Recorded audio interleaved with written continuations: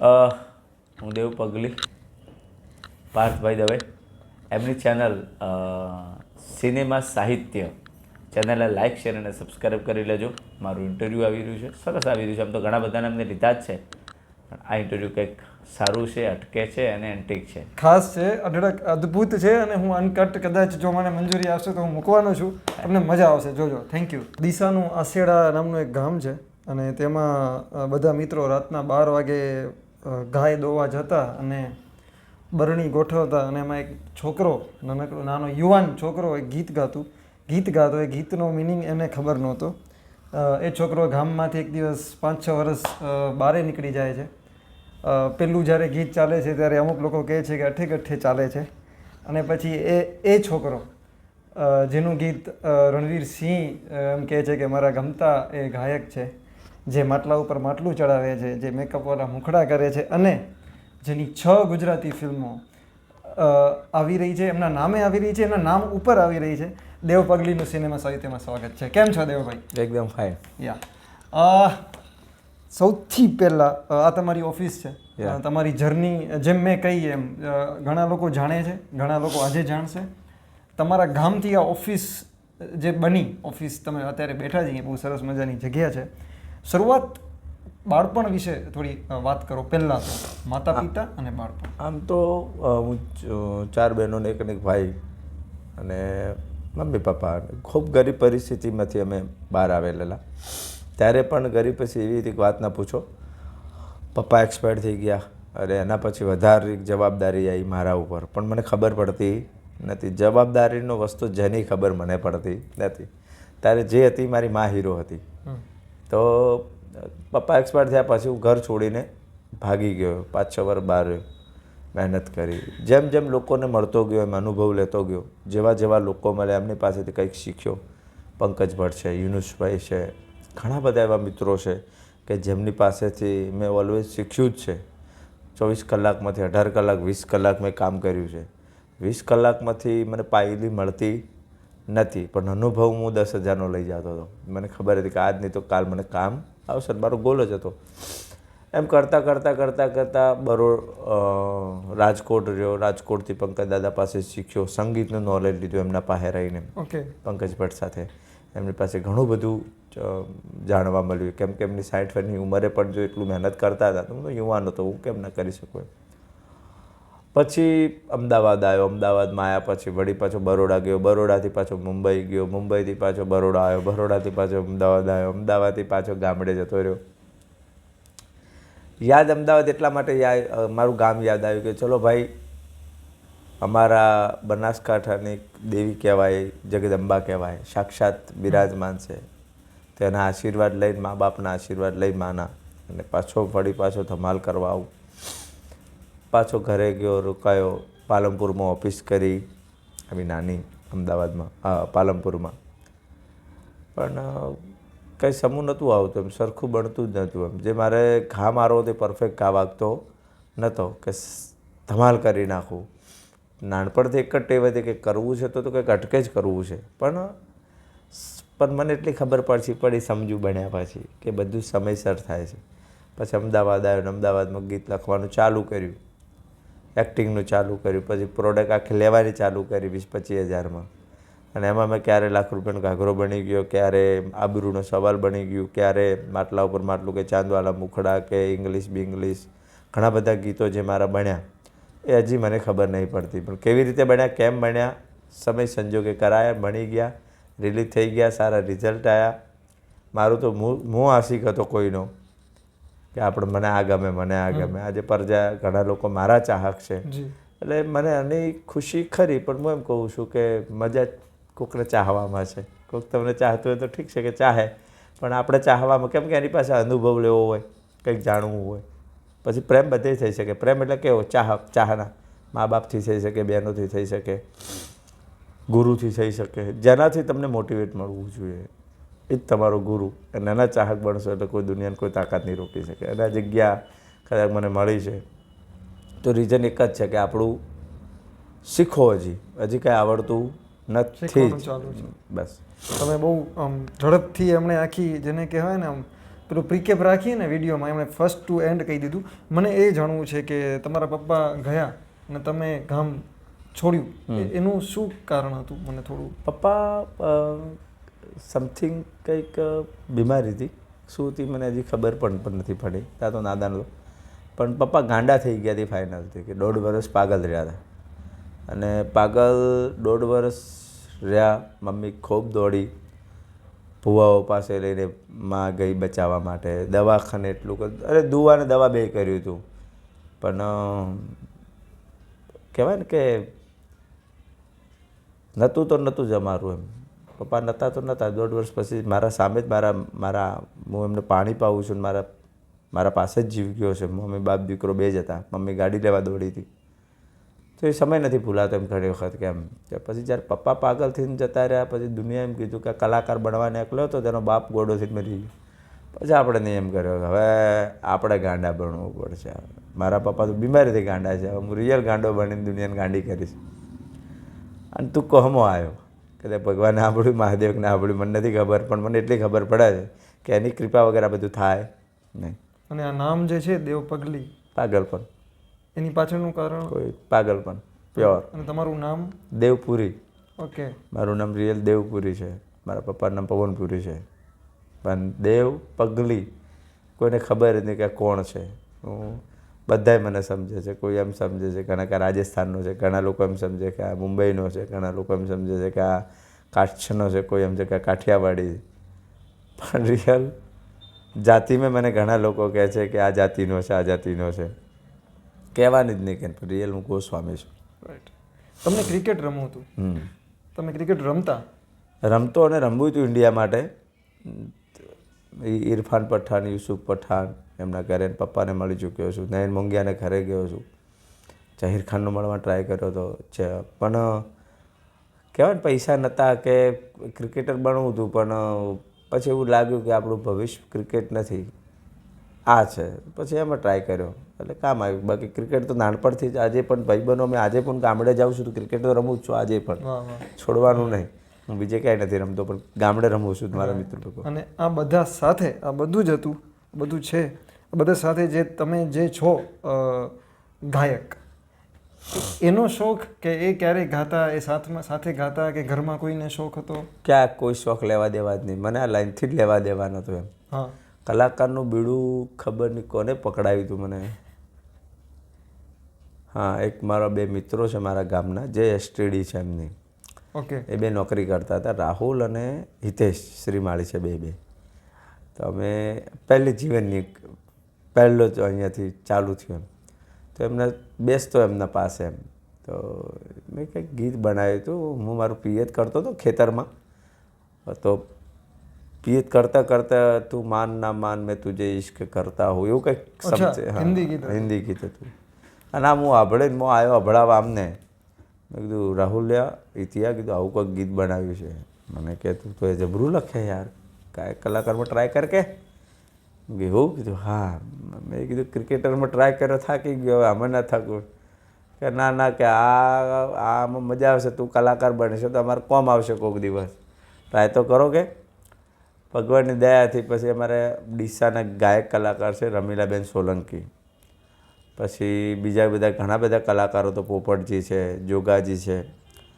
પણ રમીલાબેને મને સપોર્ટ સારો કર્યો. અને ગામમાંથી 500 રૂપિયા ઉઘરાઈ ઉછીના લઈ અને પંચમ રેકોર્ડિંગ સ્ટુડિયો જયેશભાઈના ત્યાં અમે રેકોર્ડ કરેલું. અને ગીત રિલીઝ થયું જ નહોતું કેમ કે રિલીઝ કરવા માટે જ પૈસા નહોતા. એટલે પછી રિલીઝ ના થયું. પછી પણ આ ભૂત હાફ પકડવાનો ધંધો આપણે આવડી ગયો. એ કયું ગીત હતું? 8-10 ગીતો ભેગા આવતા. પહેલાં ઓડિયોનો જમાનો હતો ને, જ્યારે ત્યારે 8-10 ભેગા ગીતો આવતા. સમથિંગ અંબે માના હતા ગીતો, 9 દિવસ 8 ગીતો. એટલે એ ગીતો કર્યા હતા. પછી રિલીઝ કર્યા પણ કોઈ રિલીઝ થયું જ નહીં. પછી તો એ બેના પછી બીજું કર્યું તો એ રિલીઝ ના થયું. એટલે પછી સમય જેમ જતો ગયો એમ શીખતા ગયા. કોરસમાં કોઈ કામ આપે તો કરી લેવાનું, કોઈ નીચે બેહાડે તો બેસી જવાનું, કોઈ ઊભા રાખે તો ઊભું રહેવાનું. જેટલો બને એટલો અનુભવ આ કેમેરા આગળ લીધો.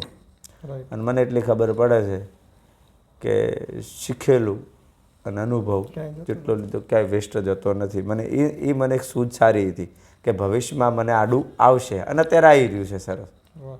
મને તમે પેલું આમ તો મને જે એવું પૂછવું હતું કે જે તમે પહેલું ગીત એવું કોઈ નાનપણમાં કે તમે ગાતા હો એ મને આમ તો સાંભળવું હતું જો તમને અત્યારે નાનપણમાં કાં પછી જે મેં જે પેલો જે કિસ્સો કહ્યો મને બહુ ગમ્યું તમે બરણી લઈને છોકરો જતા રાતના તમે જે એટલે જોગાજીનું ગીત હતું એક ટેડેરું રાય નોમનું ટેડેરું, આવું ગીત એવામાં ચાલ્યું છે એમનું.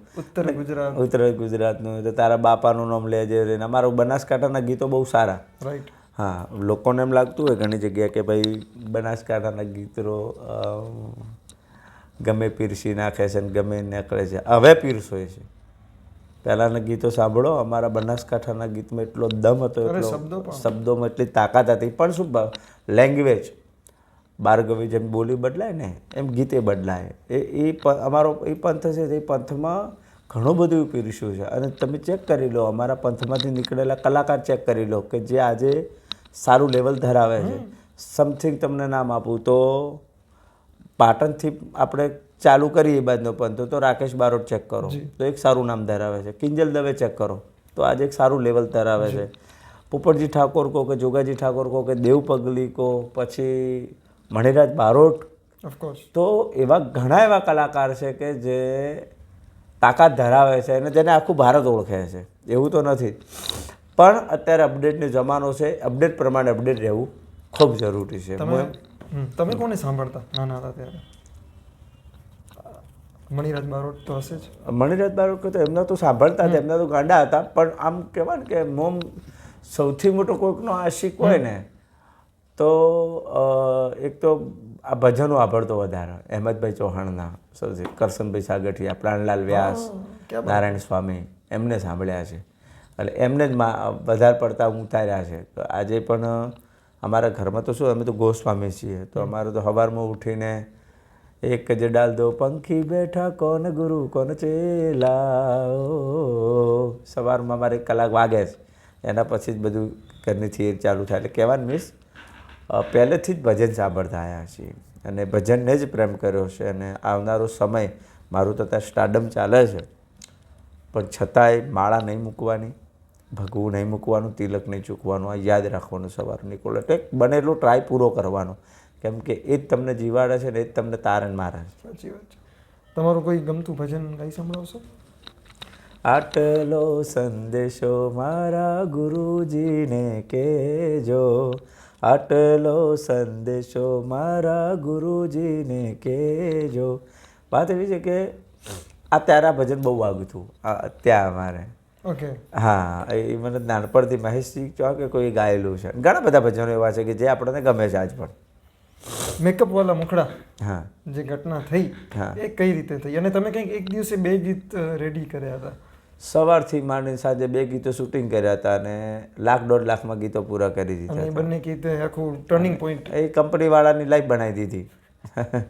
જે કંપની રિલીઝ કર્યું હતું એની કંપની સદ્ધર આવી ગઈ, એમ ટોપ લેવલે પહોંચી ગઈ. આજે કંપનીને એટલી તાકાત ધરાવે છે કે આજે 50 ચેનલો પણ એમને બીજી પણ હાયર કરી. એમ બસ આ માતાજીની દયા કહેવાય. એટલે ચાલુ એ બી ગીતનું કઈ રીતે સંજોગ થયા? એમ કોઈ સંજોગ જ હતા નહીં. બસ એ જાણકારવાળા મારી પાસે આવ્યા હતા અને મને કે દેવુભાઈ તમને લઈને કંઈક કરવું છે. કાંઈ વાંધો નહીં અને કરશું. તે એમને હતા વાણિયા અને એમને લૂંટતા હતા બધા લોકો. બધાએ જે આવે ને મને કહે કે હવે વાણીઓ ભાઈ આવ્યો છે, લૂંટાવા આવ્યો છે, પૈસા ફેંકે છે ને ગમે એ લઈ લે છે. અને મને આ વાત મળી. મેં કીધું તમે આજથી મારા ભાઈબંધ, તમને કોઈ લૂંટી નહીં શકે અને એવા કેપેબલ બનાવી દઈશ ગુજરાતી ઇન્ડસ્ટ્રીમાં કે કોઈ તમે કલ્પના નહીં કરી હોય. બસ આપણી ભાવના ને આપણો ભગવાન, મારો તો રામ અને મારો કૃષ્ણ, મારો હનુમાન, મારો ભૈરવ, શંકર, આ બધા આભળા છે. આપણે કહીએ ને કે ભાઈ તમારું સારું જ થાય એટલે કોઈ રોકી ના શકે, અને હું કહું કે આનું ખરાબ જ થાય એને કોઈ રોકી ના શકે. 2 વસ્તુ થાય. પણ નીતિ એ ધર્મ. સાચું બોલવું, કડવું બોલવું, પણ જ્યાં તમને કોકનું હિત લાગતું હોય ત્યો.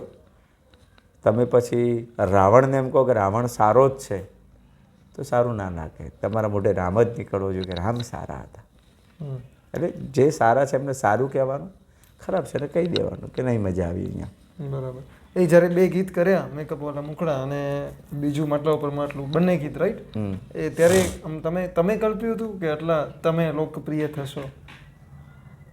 મને છે ને કોઈ પણ વસ્તુ છે ને પહેલેથી જ એથાણ આવી જાય છે કે આનો માહોલ આ બંધાશે, આ બાણ મેં છોડ્યું છે ને આટલે જ એનું ઊભું રહેશે.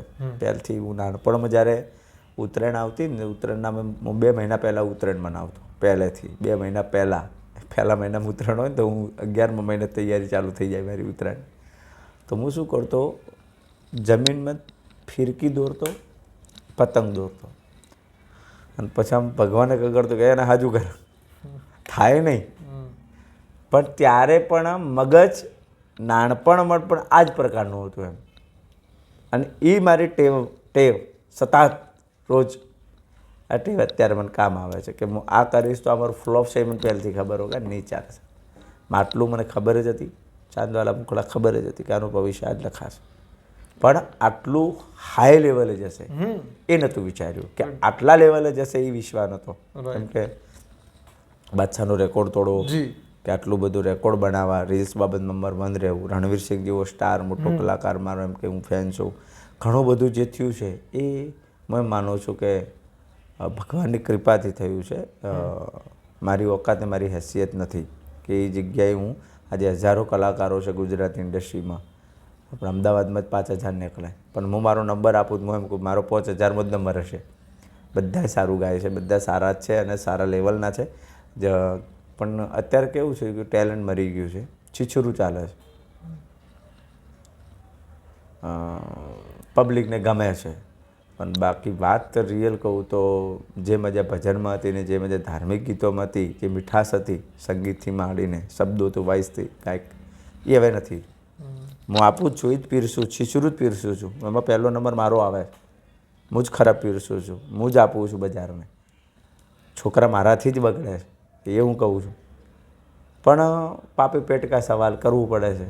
અને હું તો એમ જ કહું બધાને કે છોકરાઓને કે તમારા છોકરાને આર્મી કે ડૉક્ટર કે કલાકાર જે બનાવવા તમે એમ કહો કે છોકરો દેવ પગલીને આપણે તે કલાકાર બને, પણ એવો બનાવવો જો કંઈક કરી શકે, આજીવન ચાલે. કલાકારની દુનિયા છે ને 2 વર્ષની 5 વર્ષની હોય છે, સમય ગમે ત્યાંનો પૂરો થઈ શકે. પહેલાંમાં સમય પૂરો નથી થતો. તમે ગીતો લખ્યા પણ છે ઘણા.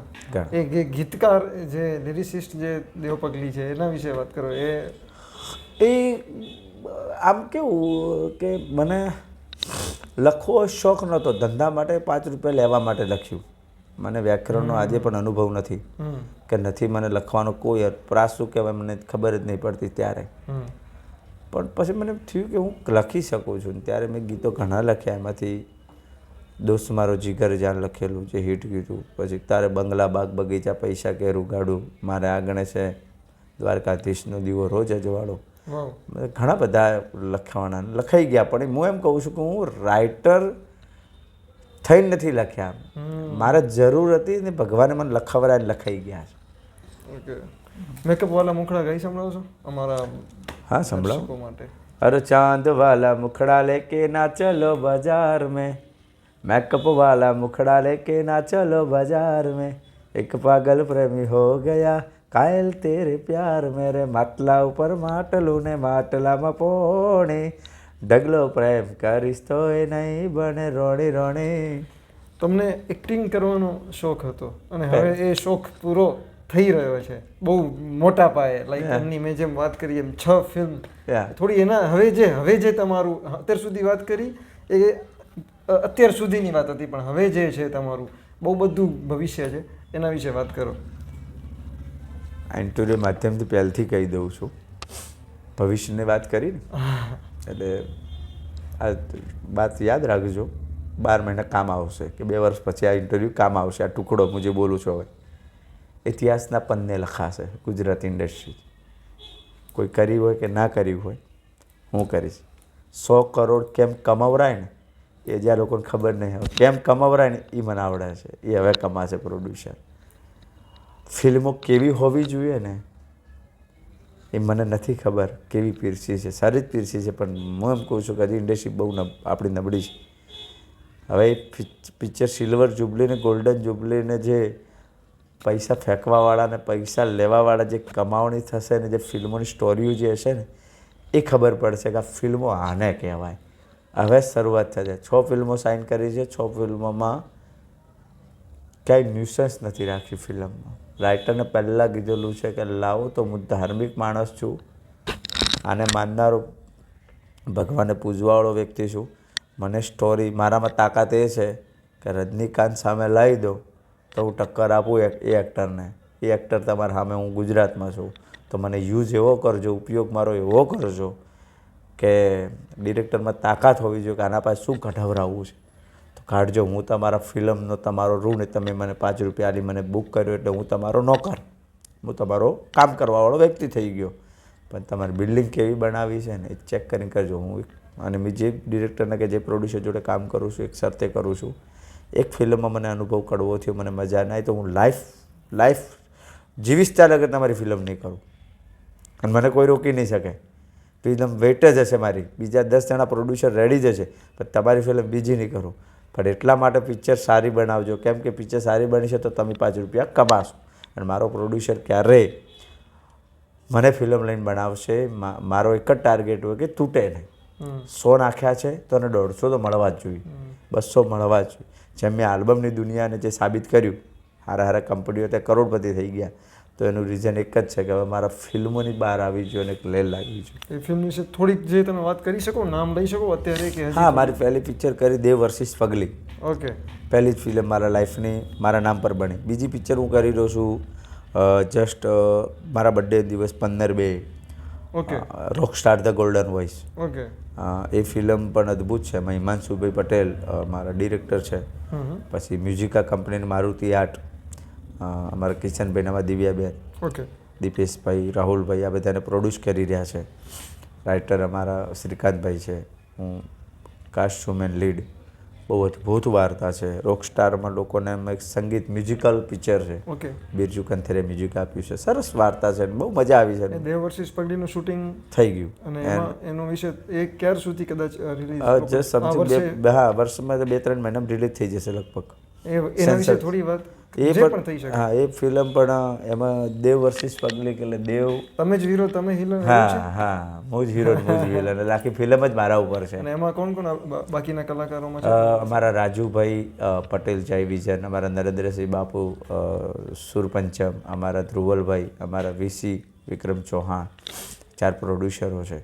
ઓકે. અને એમને મારા ઉપર ખૂબ અનહદ ભરોસો કર્યો કે ભાઈ દેવને લઈને પિક્ચર કરવી છે, અમે વિલન જ ના જોઈએ, વિલન અને હીરો. હા, વાર્તા થોડી કટી છે જે પહેલાંથી મારે એટલા માટે નહીં કહેવી કે રિલીઝ થઈ રહી છે. હા, પણ જે મજા છે એ ફિલ્મની, દેવ ભોળો છે અને પગલી ડોન છે ખતરનાક.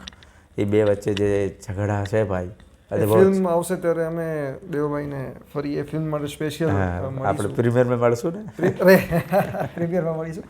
દેવભાઈ, મને એ કહો, તમે જે વાત કરી, તમે બહુ હવે સામાન્ય રીતે મતલબ બહુ નોર્મલી વાત કરો છો કે પપ્પા ઘરે નહોતા, તમે કલાકાર હતા, તમે બહારે નીકળ્યા, તમે બહુ, અને એમાં છે ને સંઘર્ષ છે એનામાં, કાઉન્સમાં જે તમે બોલતા નથી, બિટવીન ધ લાઇન્સ સંઘર્ષ આવે છે.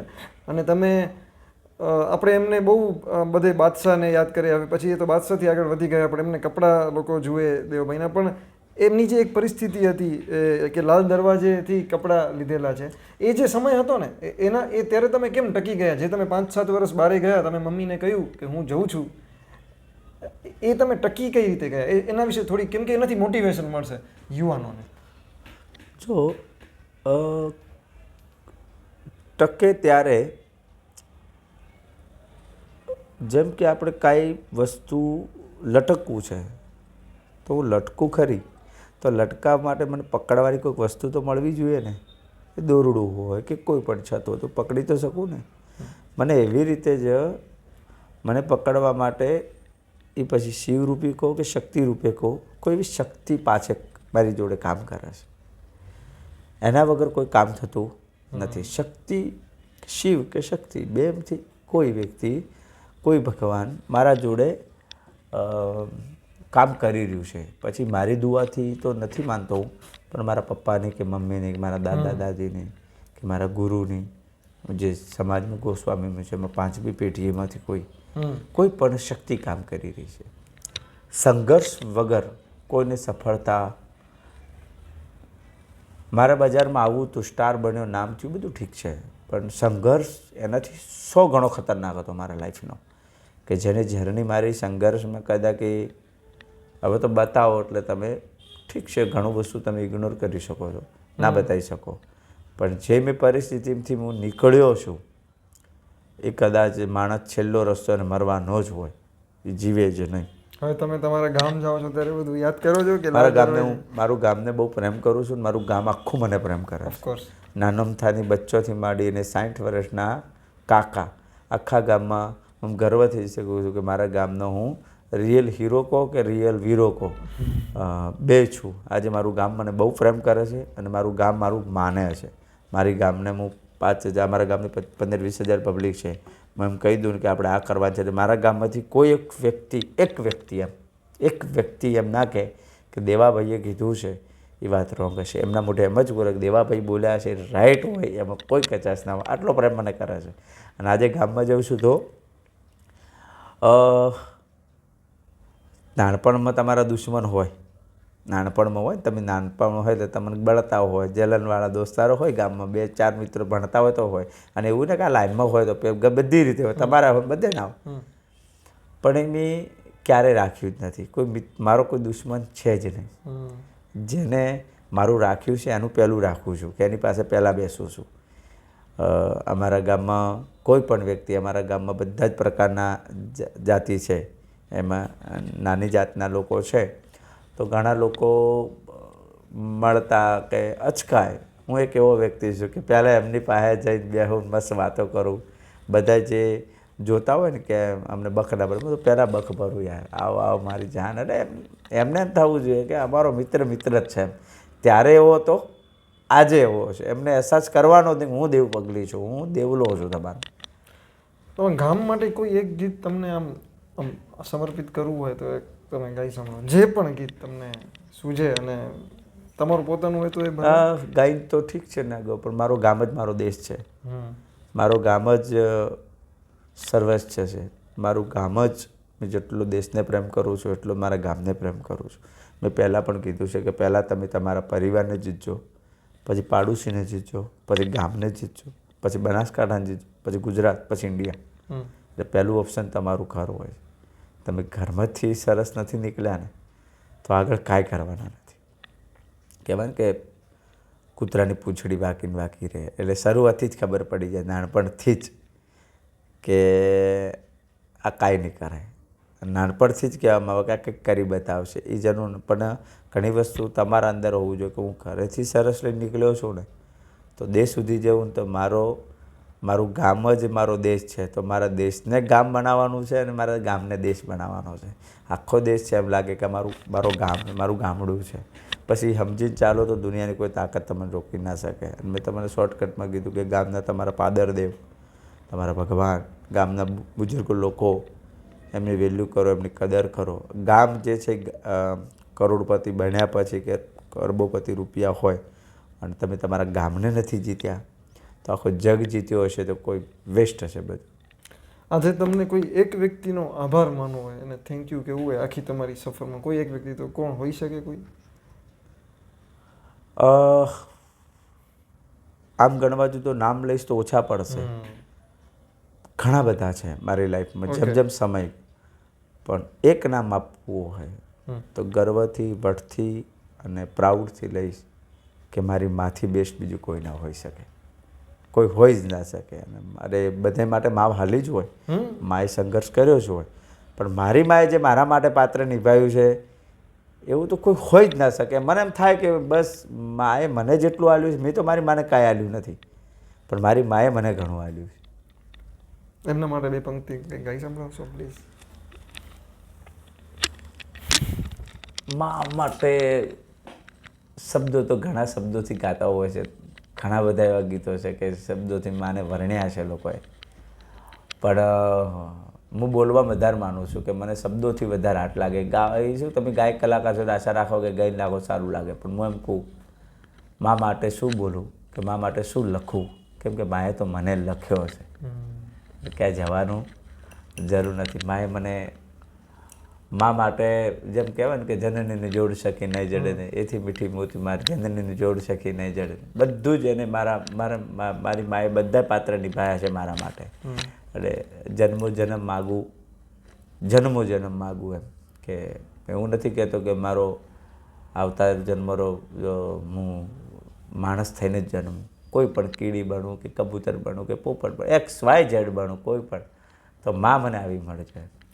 સારું. અને હવે આ પ્રશ્ન પછી એક છેલ્લો પ્રશ્ન છે, એમાં તમારે એક વખત તો ગાવું પડશે કેમ કે અમારા ચાહક છે, અમારા ચાહકોની ઈચ્છા હતી. બે પ્રશ્નો હતા કે એક તો તમારા અત્યારના ગમતા ગાયક કોણ છે અને એમનું ગીત તમે ગાઈ સંભળાવો. અત્યારના ગાયક નામ આપીશ તો ગીત નહીં આવડતું એમનું, અને ગીત આવડતું છે તે મારો હું એનો ચાહક નહીં હોય. કશો વાંધો નહીં. એક ગીત. મારો પ્રોબ્લેમ એ છે કે દવે સાહેબ હું કોઈને સાંભળતો જ નથી આમ. ઓકે. હા, છેલ્લા હું કોઈની ફિલ્મો નથી જોતો. એટલા માટે નહીં કે હું કેમ નથી જોતો એટલા માટે નથી ફિલ્મો કે હું જોઈશ તો મને પછી કોપી કરવાની ઈચ્છા થઈ જાય. એનું જે કર્યું છે ને એવું કરવાની ઈચ્છા મને જાગ છે. અને હું ઓલવેઝ ભગવાનને યાદ કરું કે તું શું લાવી શકે છે, એને એ મને કનેક્ટ કરે છે ને એ જ વસ્તુ હું પ્રેઝન્ટ કરું છું અને એ વસ્તુ ચાલે છે. ગાયકમાં આમ ગણવા જોઈએ તો અમારા સર્કલમાં તો જિગ્નેશ કવિરાજ મિત્ર છે મારા અંગત. ઘણા બધા એમના ગીતો છે જ. હવે એમના ગીતો એટલા બધા છે કે આમ કયું ગાવું ખબર નહીં પડતી, પણ મને સૌથી વધારે ગીત એમનું, શબ્દો મને ઓછા યાદ છે એમના, પણ એમનું માવાળું ગીત બહુ સારું આવ્યું હતું. ઓકે. પછી બીજું એક એમનું દૂરથી સલામ સારું. ઘણા બધા ગીતો છે, હજારો ગીતો છે. હા, પણ ઓકે બરોબર હું કહું મારો એક તો ગમતો ગીતો તો એમના ઘણા છે, પણ વસ્તુ જે બાય હાર્ટ હશે એમ કે ગમે. જીગા પેલું ખજૂરી તારું જે ટાઇટલ આવ્યું હતું ખેલાડી, એના ગીતો સારા હતા. પણ એમનું ગીત હા મને યાદ આવી ગયું સરસ. એમનું ગીત તો મને હું જ્યારે નવરાત્રી પહેલાં કરતો હતો ઘર ચલાવવા માટે, તો એમનું ગીત એક મને બહુ આવતું હતું. લેબડે રમે લેબચમાં વાગ્યા રે ઢોલે ના ઢોલ, વાગ્યા રે ઢોલે ના ઢોલ, વાગ્યા રે ઢોલે ના ઢોલ. આવું લાઈવમાં ગાતો હતો નવરાત્રિમાં. પછી તો મેં પ્રોગ્રામ બંધ કરી દીધા. પણ ત્યારે આ ખેલાડી જે ટાઇટલ આવ્યું હતું મને આ ગમતું હતું. અને પછી તો જીગાભાઈના ગીતો એટલા બધા છે કે બધા સુપર ડુપર હિટ અને બધા સારા. પણ ઘણી વસ્તુ શું કે તમે ગાઓ ને એમાં શબ્દો ભૂલ કરો તો પછી એવું લાગે કોઈ. અને અત્યારે શું દુનિયા સોશિયલ મીડિયામાં એવા લોકો બેઠા છે ખાલી ભૂલો કાઢવા જ, ક્યાં ભૂલ કરે અને ક્યાં માર ખાય એ તૈયારી બેઠા છે. એવા લોકોનો 100 વાર વંદન. એ ભૂલો કાઢવા માટે જ જન્મ્યા છે, એમને જિંદગીમાં મોજ કરવાની છે. ઓકે. અને છેલ્લું ફાઇનલી એમાં તમને જે યાદ હોય તમારું ગીત ચાહકો માટે, તમારા ચાહકો જે તમારા જે ગીત પછી બન્યા, ગીત પહેલાં હતા તમારા ગામના છે અને હવે અમારા છે બધા, એ ચાહકો માટે તમે એક કહી દો. સજા દો ઘર और गुलशन सा मेरे घर राम आए हैं, सजा दो घर और गुलशन सा मेरे घर राम आए हैं, मेरे घर राम आए हैं, मेरे सरकार आए हैं, मेरे घर राम आए हैं, मेरे सरकार आए हैं, लगे कुटिया दुल्हन सी मेरे घर राम आए हैं. જે આ જ વસ્તુને लगन तुमसे लगा बैठे जो होगा देखा जाएगा, तुम्हें अपना बना बैठे जो होगा देखा जाएगा. રામ આવી ગયા છે. હવે ભગવાન જ્યારે નહોતા, રામનો 500 વર્ષ પછી લોકોએ આપણી પેઢીઓ કહો કે જોઈ લીધું તો ભેગા નહોતા થયા, તો એ તાકાત હતી કે રામ આવશે, અમારો રામ આવશે, રામ આવશે, રામ આવશે, રામ આવશે. અને આખરે રામ આવી ગયા છે. તો હવે દેશનું સારું થાય, બધાનું સારું થશે અને કંઈ અટકવાનું જ નથી. આ નોટ સાથે અમે આજની વાત પૂરી કરીએ છીએ. Thank you so much Devbhai. Thank you. તમે સમય કાઢી અને આ નિરાંતે વાત કરી અને અમે જલ્દી જ અમને આશા રાખીએ છીએ કે એમની ફિલ્મ આવે, એમને કહ્યું એમ પ્રીમિયરમાં મળીશું, એની પહેલાં પ્રેસ કોન્ફરન્સમાં મળીશું અને બહુ બધી વાતો કરીશું. તમને વાતચીત કેવી લાગી? જેન્યુઅનલી કહો. આના તમે બહુ પ્રામાણિક માણસ છો, તો હું ઓન કેમેરા જ તમને પૂછ્યું, કેમ કેમેરો બંધ કરીને નહીં પૂછ્યું કે કેવું રહ્યું, તમે કહો. આપણે પહેલી વાર મળીએ પહેલી વાર અને અમારા બહુ આજે સંજોગ સર્જાયા છે, અમારું કોઈ પ્રી પ્લાન નહોતું, પણ યસ. આપણું પ્રોપર નામ પાર્થભાઈ. હું દવે કહું છું તમને. પાર્થભાઈમાં મેં એક વસ્તુ જોયું કે એમણે મને બુક આપી જ્યારે હું બેઠો હતો. એટલે બુક મેં વાંચી, એટલે બુક નથી વાંચી, બુકના ટાઇટલ વાંચ્યા. ટાઇટલ વાંચ્યા પછી મારો શબ્દ હતો કે તમારી એજ કેટલી થઈ. એમણે મને કીધું કે સમથિંગ. એજ કરતાં તમે ડબલ તમારી સોચ છે, તમારો વિચાર છે, તમે મેચ્યોર ખૂબ છો. એટલે મને ઇન્ટરવ્યૂ આપવામાં મજા પણ આવી કે એમને જે વાત કરીને જે ઘણા લોકો શું છે, ઘણા પત્રકાર હોય કે ઇન્ટરવ્યૂવાળા આવે છે ને, આપણા બોલવા કરતાં એ વધારે બોલતા હોય. એટલે એમની વાતો સાંભળવાની આપણે. એટલે આપણે પછી એવું થઈ જાય કે હું ઇન્ટરવ્યૂ લેવા આવ્યો છું, આમનું લેવા નથી આવ્યા. આજે તેમણે મને હેલ્પ કરી, હું એક જે મિસ કરી ગયો એમણે મને કહ્યું. એટલે વસ્તુ જે ઇન્ટરવ્યૂ કેવું માધ્યમ છે કે જે પરસ્પર દેવો ભવ. તમારા અંદર ક્યાંક રામ હશે તો જ મારા પાસે રામ છે, તમારા પાસે રાવણ છે મારા પાસે રામ છે, તો મેચ જ નહીં થાય. બેસવું ના ગમે, ઇન્ટરવ્યૂ આપવું ના ગમે, વાત કરવી ના ગમે, હું જે બોલી રહ્યો છું એ ઓરા ના આવે. અને ઓછા ટાઈમે ઓરા આવા હોય છે કે જો હું ખૂબ તલ્લીન હોઉં છું. એમ ભગવાનને મારું 24 કલાકમાંથી હું એમ કહી શકું કે 22 કલાક હું ભગવાન પાસે છું.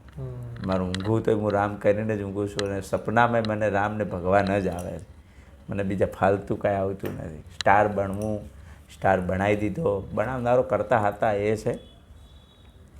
બાકી બધું આ મૂકી જતું રહેવાનું છે. સૂરજ ને ચંદ્ર અમર હતા, અમર છે અને અમર રહેશે. આ ઝાડવાઓ છે એ અમર છે, અમર હશે ને રહેશે. આપણે બધા કઠપૂતળીના માણસો છીએ.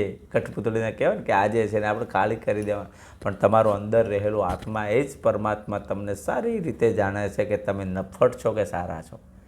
બસ એ તમારું આગળ ચલાવે. જેટલું બધા ઇતિહાસના પન્ને જેટલા ઇતિહાસ કોઈ રચાય છે તો એના જોડે ભગવાન ગોડે ના હોય ત્યાં આપણે ભેગું નથી થતું. નરેન્દ્ર મોદી સાહેબ, યોગી સાહેબ કે અમિતભાઈ આ જે કામ કરી રહ્યા છે, એમાં મોદી સાહેબ જે કામ કરી રહ્યા છે, દેશ લેવલને આખા વર્લ્ડ લેવલે વિશ્વગુરુ તરીકે થતા વાર નહીં લાગે. કેમ નહીં થાય? કે એમની જોડે રામ ને કૃષ્ણ અને શંકર છે. એટલે ધર્મ જોડાયેલું છે. ભગવાનને પ્રેમ કરે, સાધુ સંતોને પ્રેમ કરે છે, ધાર્મિક જગ્યાઓને ઉજાગર કરી છે, જગાડી છે. એટલે પછી ત્યારે તો રાવણો તો ખતરનાક જ હતા. એનાથી વધારે રાવણો અત્યારે ડેન્જરો છે. ત્યારે તો એ રાવણ તો બહુ સારો હતો કે તેને શિવ તાંડવે આવડતું હતું અને શિવનો ભગત હતો. અત્યારના રાવણો શિવને પ્રેમે નથી કરતા ને એનાથી ડેન્જર છે, પણ એને મારવાવાળા એનાથી 10 ગણા ખતરનાક ભગવાન રૂપે માણસો મૂકી દીધા છે. એ પહોંચી વળશે. એટલે બધું જે થશે એ સારું થશે. પણ મને એટલી ખબર પડે છેલ્લે જતાં એટલું જ કહી દઉં કે જીવનમાં સનાતન ધર્મ જ સત્ય છે. રામના નામ જ તાકાત છે. જે બી કરો તમારા ગુરુ, તમારા માતા પિતા, તમારી ફેમિલી ફર્સ્ટ રાખજો. કાંઈ પણ દુનિયાના કોઈ વર્લ્ડ લેવલે જાઓ તો પાછું વળી નહીં જોવાનું કે મારી ફેમિલીમાં કોણ છે, હું કયા દેશથી છું, કયા રાજ્યથી છું અને મારી કઈ જાતિ છે. આ જે ધ્યાન રાખશે એને સમજાઈ જશે કે મારે શું કરવું જોઈએ. બાકી 1000 કરોડ કમાવનારો માણસને પણ 2 ટક રોટલી જ જોઈએ છે. Okay, thank you.